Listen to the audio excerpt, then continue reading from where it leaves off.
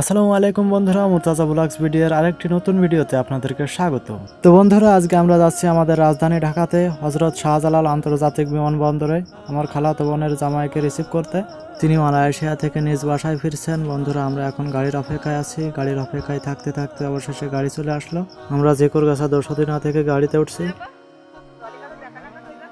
আমরা ছেলে মেয়ে দিয়ে মোট 8 জন যাচ্ছি ভাইয়াকে রিসিভ করতে। আমরা সবাই এখন গাড়িতে উঠে বসলাম। বন্ধুরা, আমরা গ্রামের মেঠো পথ দিয়ে আসতে আসতে এখন জিকরগাছা বাজারে এসে পৌঁছেছি এবং এখন চলে এসেছি যশোর শহরের আগেরকার রাসেল চত্বর মোড়ে। এখান থেকে ঢাকায় যেতে এখনো আমাদের 170 কিলোমিটার পথ অতিক্রম করতে হবে। বন্ধুরা, ভিডিওতে যে ব্রিজটি এখন আপনারা দেখতে পাচ্ছেন এটি হচ্ছে মধুমতি ব্রিজ। খুব চমৎকার দেখতে এই ব্রিজটি।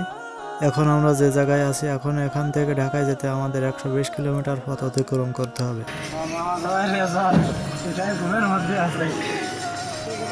আমরা এখন ব্রেক টাইম দেবো।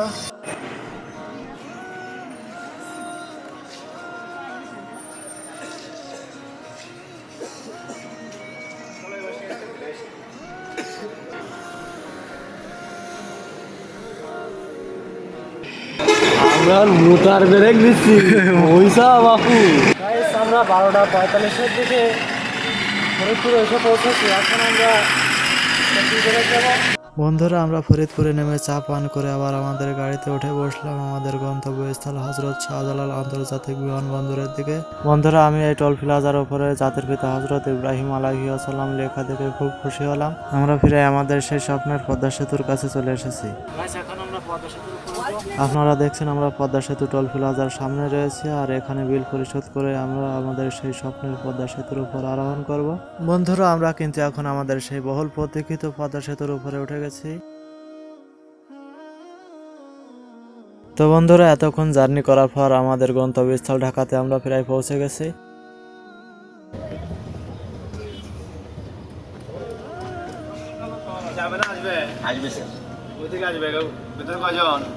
ভিতরে আছে 2 2 4 5 5 6 জন। ভিডিও অফ কর না, ভিডিও করে লাভ আছে। এই যে পোশাক করে ভিডিও নিয়ে তোলা যাচ্ছেন, ব্লগস করতে ভাই ভেতর থেকে ভিডিও করতেছেন। ব্লগস হলো হ্যাঁ, ব্লগ ভিডিও বানাচ্ছি।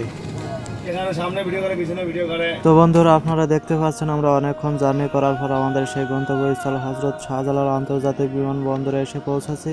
তো বন্ধুরা, ছোটখাটো একটা মজার বিষয় আছে, কিন্তু এর আগে আমি কখনো ঢাকাতে আসিনি। এই প্রথম আমার ঢাকাতে আসা। অবশ্য দেশের ভিতরে ঢাকা থেকে অনেক দূরে যাওয়া হয়েছে, কিন্তু কখনো ঢাকাতে আসা হয়নি। এখন আমরা যাচ্ছি ফুলের দোকানে। আমার বোন তার জামাইকে ফুল দিয়ে স্বাগত জানাবে, এই জন্য সেই ফুল কিনতে যাচ্ছি। কিন্তু এখানে এসে দেখি এক একটি গোলাপের পিস 25 টাকা চাই। কি আর করা, কিনতেই হলো। আপনারা যদি কাউকে স্বাগত জানাতে চান তাহলে বাড়ির দিক থেকে ফুল কিনে আনবেন, এখানে কিন্তু অনেক দাম। বন্ধুরা, আমরা বিমানবন্দরে এসে বিমানবন্দরের সামনের দিকটা ঘুরে ঘুরে দেখছি। খুবই চমৎকার ভাবে বানানো হয়েছে বিমানবন্দরটি। কুয়ালালামপুর থেকে ছেড়ে দেওয়া যে বিমানটি, অর্থাৎ আমার বোনের জামাই যে বিমানটিতে রয়েছে, সেই বিমানটি রাত 4:12 ল্যান্ড করবে। আমরা এখন ওদের আগ্রহে দাঁড়িয়ে আছি, ভাইয়ের অপেক্ষায়। ভাই কখন আসবে আর আমরা রিসিভ করব। আমাদের মতো এখানে অনেক লোক এসেছেন, কেউ কাউকে নিতে এসেছেন এবং কেউ কাউকে বিদেশ পাঠানোর জন্য এগিয়ে দিতে এসেছেন। বন্ধুরা, আমরা আমাদের ভাইয়াকে দেখতে পেয়েছি। আমার বোন আগে দেখেছে, তারপর আমাকে দেখালো। ওই যে ক্যাপ মাথায় দেওয়া লোকটিকে দেখতে পাচ্ছেন, ওইটাই আমাদের ভাইয়া।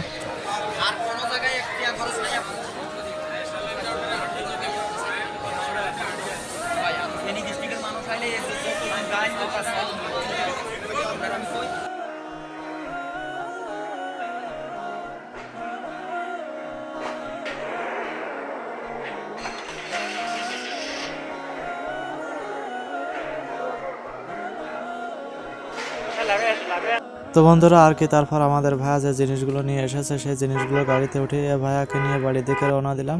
তো বন্ধুরা, যেহেতু আমরা রাতের বেলায় ঢাকাতে যাচ্ছিলাম, এর জন্য রাস্তার আশেপাশে অনেক ভালো কিছু আপনাদেরকে দেখাতে পারিনি, তাই দিনের বেলায় এখন আপনাদেরকে দেখাচ্ছি। এগুলো আপনারা দেখে নিন। বন্ধুরা, আপনারা যারা এখনো ঢাকায় আসেন নাই, তারা যদি কখনো ঢাকায় এসে থাকেন তাহলে বিশেষ করে এই ফ্লাইওভারের উপরে থাকলে মনে হবে আপনি ইউরোপ কান্ট্রিতে চলে এসেছেন।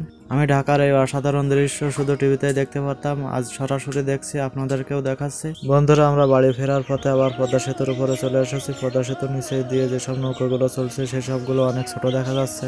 তো প্রিয় বন্ধুরা, ভিডিওটি দেখতে দেখতে আমরা ভিডিও লাস্ট প্রান্তে চলে এসেছি। আজকের এই ভিডিওটি এখানেই শেষ করছি। ভিডিওটি যদি ভালো লেগে থাকে তাহলে অবশ্যই লাইক কমেন্ট শেয়ার করবেন, আর আমাদের ভিডিওগুলো দেখতে চাইলে আমাদের চ্যানেলটি সাবস্ক্রাইব করে রাখবেন। ইনশাআল্লাহ দেখা হবে অন্য কোনো নতুন ভিডিওতে। তার ভিতরে আল্লাহ আপনাদেরকে আমাদেরকে সুস্থ রাখুন। আল্লাহ হাফেজ।